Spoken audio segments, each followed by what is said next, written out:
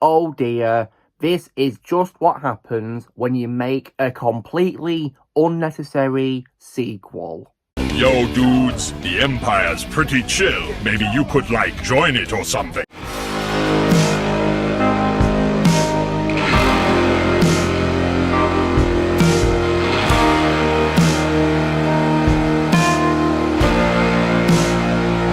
Hey everyone, Lucimus Prime here, so it's time for another movie review today. And today we want to be reviewing what is, of course, the second film, of course, in the two-part film franchise of the character Zorro. And this, of course, is a sequel to the 1998 film The Mask of Zorro. And this is a sequel which, in my opinion, is very disappointing and was not needed at all. And that, of course, is none other than 2005's The Legend of Zorro, which is sadly once again directed by Martin Campbell, which is a big shame. So, now, how was this sequel made then? So this film, of course, was directed once again by Martin Campbell, and it was, of course, made following the success of the first movie from 1998, and it took, of course, 7 years to make. And of course, Antonio Banderas and Catherine Zeta-Jones reprised their roles as Alejandro de la Vega, aka Zorro, and Elena de la Vega. And the film, after, of course, filming was done, of course, in San Luis Potosí, Mexico, with second unit filming in Wellington, New Zealand. The film was then theatrically released on October 28, 2005 by Columbia Pictures instead of TriStar due to Columbia holding the sequel rights to TriStar's pre-999 film library. And the film earned $142.4 million on a $65 million budget.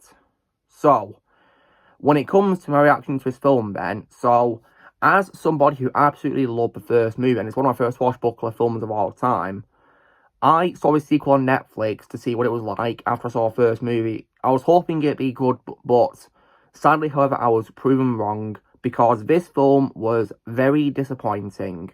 Now, compared to the first one, which I think is a masterpiece, I say this film is very mediocre in comparison. It does have some moments, don't get me wrong, but unfortunately, it's also got a lot of bad stuff in it too, sadly. And that's why I like to pretend there's only the one Zorro movie.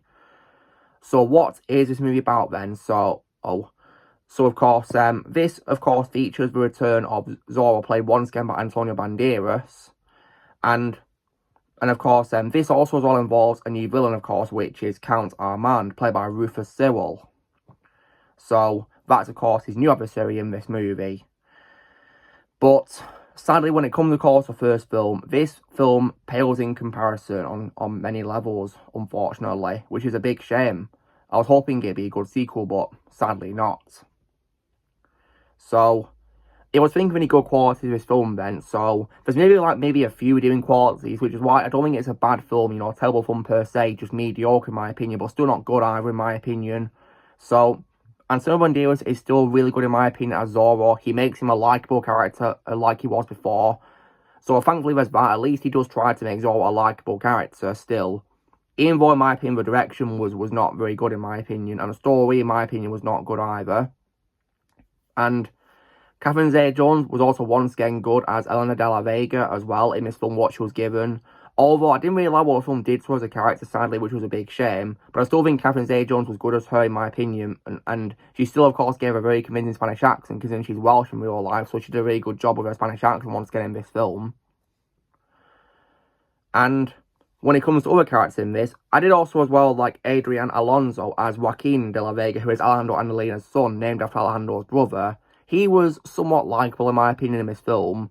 He could have done a better direction, but in my opinion, when it comes to how a character is portrayed, well, to be honest, I think he does a better direction, in my opinion, but I think Adrian was still good, in my opinion, as Joaquin was given, I'll say that. And for what it's also worth, the action scenes in this film are somewhat decent as well, in my opinion, but the issue, of course, is there barely is any in the film, which really sucks, and that's why I think compared to the first film, it's disappointing. And also, as well, the musical score is once again composed by James Horner, may he rest in peace. In my opinion, he's a great composer who we sadly lost way too soon. But I think his musical score in this film was once again great, like the first film certainly was.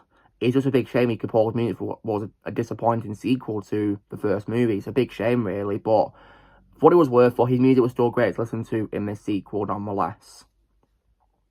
And that's probably about it when it comes to the good qualities in this sequel then. So, on to bad qualities. So, I will say right off the bat that, in my opinion, this film was completely unnecessary because the ending of the first film did not have any sequels to begin with. It just had a happy, heartwarming ending where Alejandro and Elena are married to have a son, and Alejandro's telling his son about, of course, the legend of Zorro, of course, as, of course, the legend is.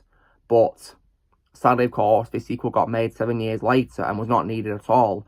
And this sequel, not only is it not needed, it's also as well ruins the ending of the first film. Because at the start of the film, we do get an action scene which was somewhat decent, until unfortunately, with a fight with a gunman called Jacob McGivens, Zorro loses his mask, and 2 of the agents see his face. And as a result of this, Elena's relationship with him becomes strained, and then unfortunately, they separate because he refuses to give up being Zorro. So that just completely ruined the ending of the first movie. And I don't understand why Elena wanted him to give up being Zorro, because her father, of course, wanted him to keep going to be Zorro. He gave him his blessing to continue being Zorro. So, but yeah, I was just so livid at this opening. Like, this is not how you open a film. Like, you have an action scene that gets ruined and then this happens. And when it comes to this film's main villain, of course, which is Armand, played by Rufus Sewell, when you compare him to Raphael Montiel from the first movie, he's, in my opinion, a really lame, generic and boring villain. Like, because when I see his scenes in the film, I personally don't find him intimidating. I personally found him annoying. It also doesn't help, of course, that he and Elena are also together after she leaves Zorro. So that didn't help either, because personally, guys, one thing that I really hate in films is love triangles. I personally cannot stand them whatsoever. So it really didn't help how they had that in the film of all things. Just so stupid, in my opinion. And not to mention, the way he's defeated is also, in my opinion, pathetic as well. Because all that happens is, of course, nitroglycerin gets set off when a train crashes. And he has a very pathetic scream as well when he gets defeated. Like, what was that? What an absolute joke that was. Like, that was absolutely pathetic. Like, what an absolute joke the villain was, in my opinion. Like, I don't know what happened at all. Like, the train chase was decently good, in my opinion, for what it was worth, and with a crash, but it was ruined, of course, when the nitroglycerin was set off because of Armand's death scene, which was so pathetic, in my opinion. Poorly executed, what a joke. And when it comes to actors who return from the first movie, another one who does return is Tony Amendola, but he doesn't even appear as his character from the first movie for some reason, because in the first movie, he appeared as Don Luis. But in this film, however, he instead appears as a character called Pedro Quintero. But, like, why did you not bring back his previous character? Why recast the name of his character to somebody else? Like, that's just so stupid, in my opinion. Like, I don't know why we had to do that to Tony Amendola. Like, come on. So, what I will say, long story short, is this sequel, in my opinion, is a really disappointing one. It's not how you do a second installment at all. It's one of those second installments that I like to pretend does not exist because of how disappointing it is. How it completely ruins the first movie a lot. But the acting by some of the cast members, I guess, and some of the characterization of characters, and I guess some of the action scenes, for what it is worth, are decent. And I guess also, as well, despite, of course, this film being disappointing, at least the musical score is great to listen to as well, thanks to James Horner, may he rest in peace. But it's just so disappointing, in my opinion, what we did with the sequel. The execution, in my opinion, was not good. It could have been so much better. Like, a lot better, in my opinion. And it's a big shame because I like Martin Campbell's films, like, for example, the first movie, and even as well his James Bond films he's directed, like GoldenEye and Casino Royale. So it just disappoints me how he had to do a sequel, and it was just disappointing. Like, the screenplay, in my opinion, could have been so much better, in my opinion. So, with regards to the sequel, I don't think it's a trash film by any means. I just think it's disappointing and not needed, in my opinion, because the first one had a great ending with no sequel setup whatsoever. The issues with this film, of course, is it's not needed. The opening of the film ruins the first movie, and the villain is lame and pathetic and boring, and he's a really terrible death scene. And also, as well, how they changed Tommy Endola's character to somebody else, and it made no sense. So that was just so stupid, in my opinion. So, Compared to 10 out of 10 I give to the first movie, I would unfortunately give a sequel a very disappointing mediocre score at 5 out of 10. I'm not going to give it lower than that because of Antonio Banderas and Catherine Zeta-Jones still being great in the film for what it was worth. And I guess the action scenes were decent despite not being much of them, because what's also lame about this film is there's barely much action scenes to begin with. It's just a very bad drama, in my opinion, mostly because of the way it's executed, with, of course, separation and love triangles. Like, when I see a Zorro film, I want to see an action film. I don't want to see this, no. So that's why I happily stick to the first movie. Thankfully now, though, I don't need to rewatch this sequel because I've done this review, so I don't need to rewatch ever again. And thankfully, we've not done any films of Zorro since, which is a big relief. And hopefully, that's not going to happen, because apparently, of course, the idea of any more films has been cancelled.